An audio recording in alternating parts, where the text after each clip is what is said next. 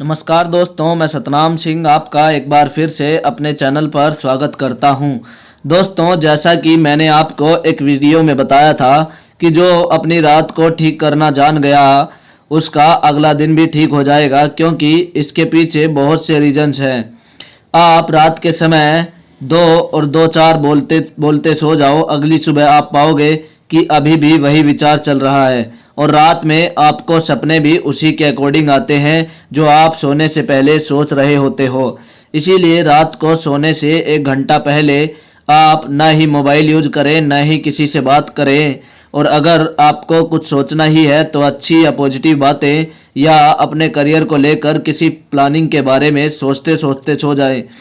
याद रखना, आप जितनी शांत और अच्छी नींद लेंगे उतनी ही अगली सुबह बेहतर होगी।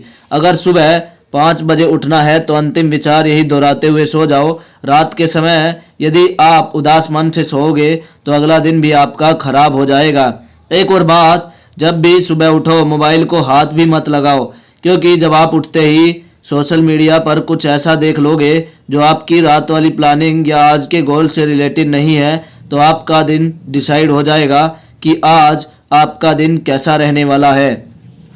क्योंकि सुबह उठने के तुरंत बाद हम जिन चीज़ों को देखते हैं उसी के हिसाब से हमारा माइंडसेट बन जाता है और फिर उसी के अकॉर्डिंग हमारा दिन डिसाइड हो जाता है। इसीलिए याद रखो, जो व्यक्ति रात को सोने के समय को और अपने विचार को सुधार लेता है उसका अगला दिन सुधर जाता है। आपने ये भी सुना होगा, रात को सोने से पहले पढ़कर सो जाओ तो पढ़ी हुई चीज़ें याद हो जाती है। इसका यही कारण है कि पढ़ी हुई चीज़ें रात भर हमारे अंदर चलती है। सुबह जल्दी उठकर पढ़ने और रात को पढ़कर सोने की अपनी अलग अलग वैल्यू है।